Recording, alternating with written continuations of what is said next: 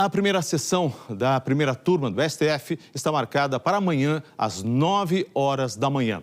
Vamos ao vivo a Brasília com a repórter Isabela Camargo, que está aqui deste outro lado e tem as informações sobre os preparativos desse julgamento. Boa tarde, Isabela.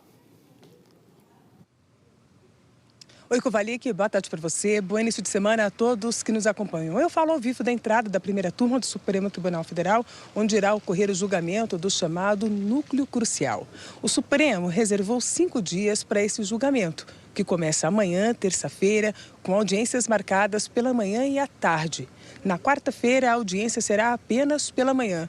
O julgamento será retomado na próxima semana, também com audiência manhã e tarde na terça, mais uma audiência na manhã de quarta-feira, e a previsão do STF é que o julgamento seja concluído na sexta-feira, no dia 12 de setembro. Bem, o julgamento, é claro, já mudou o cenário aqui na esplanada dos ministérios. Há um reforço da segurança que está sendo feito pela Polícia Militar do Distrito Federal, que também vai vistoriar quem estiver na Praça dos Três Poderes.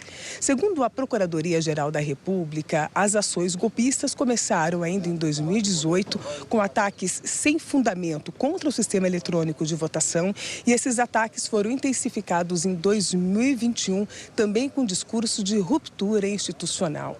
Os investigadores analisaram mensagens, planilhas, os celulares que foram apreendidos para chegar até a denúncia que foi formalizada e o julgamento que acontece nesse momento.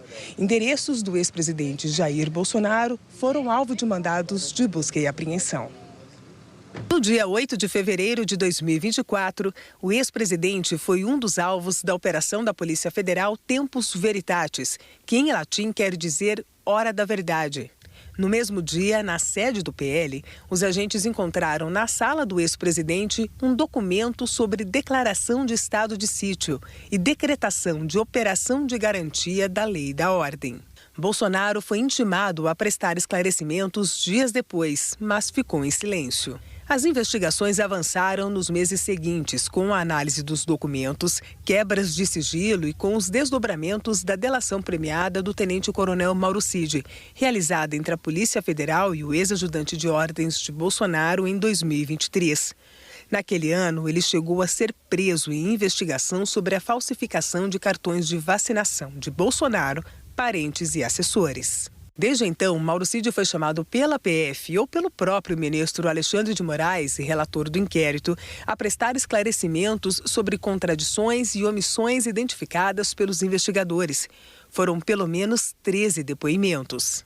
A partir do material obtido ao longo da investigação, inclusive dados apagados de um aparelho eletrônico de Cid, a PF descobriu a existência de um plano de golpe de Estado chamado Punhal Verde e Amarelo, para executar o presidente Lula, o vice-Geraldo Alckmin e o ministro Alexandre de Moraes.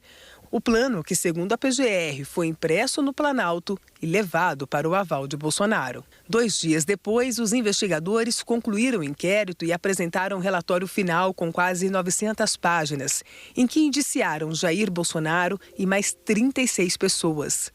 Os investigadores concluíram que o grupo formou uma organização criminosa que atuou de forma coordenada para dar um golpe de Estado.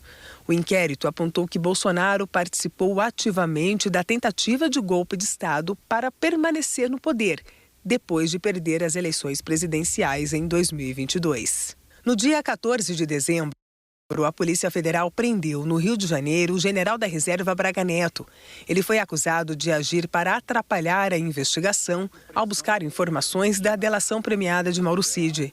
O inquérito foi enviado à Procuradoria-Geral da República, que, após analisar a investigação, decidiu apresentar a denúncia por golpe de Estado contra 34 investigados.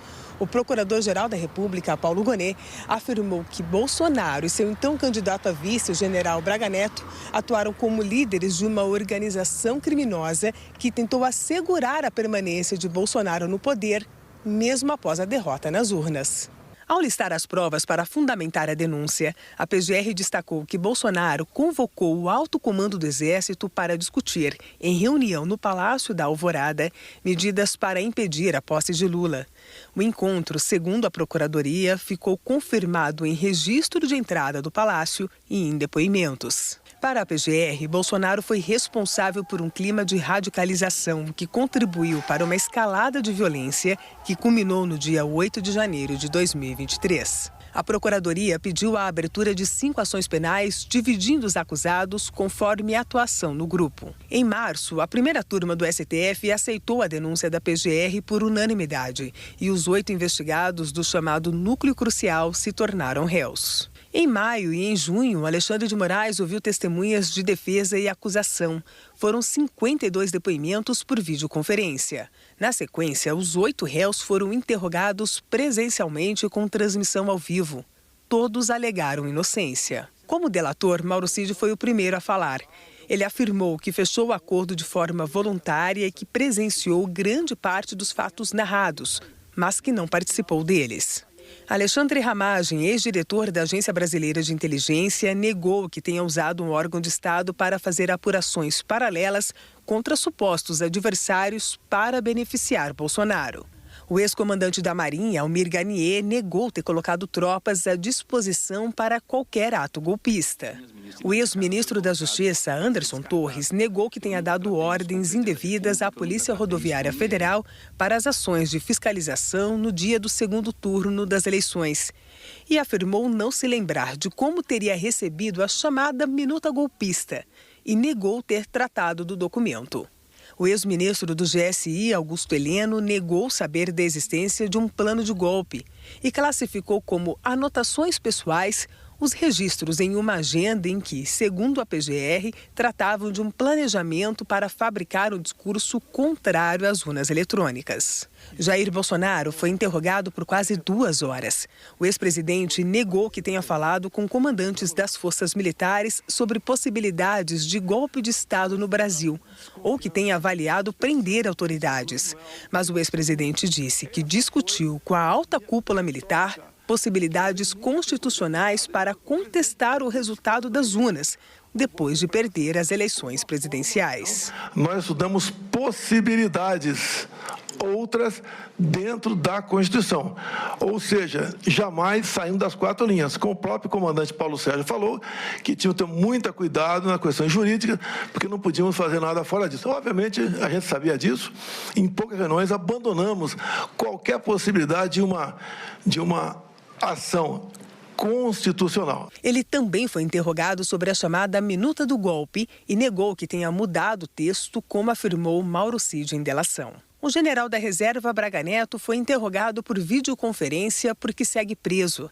Ele disse que não conhecia e não financiou o plano de monitoramento e assassinato de autoridades.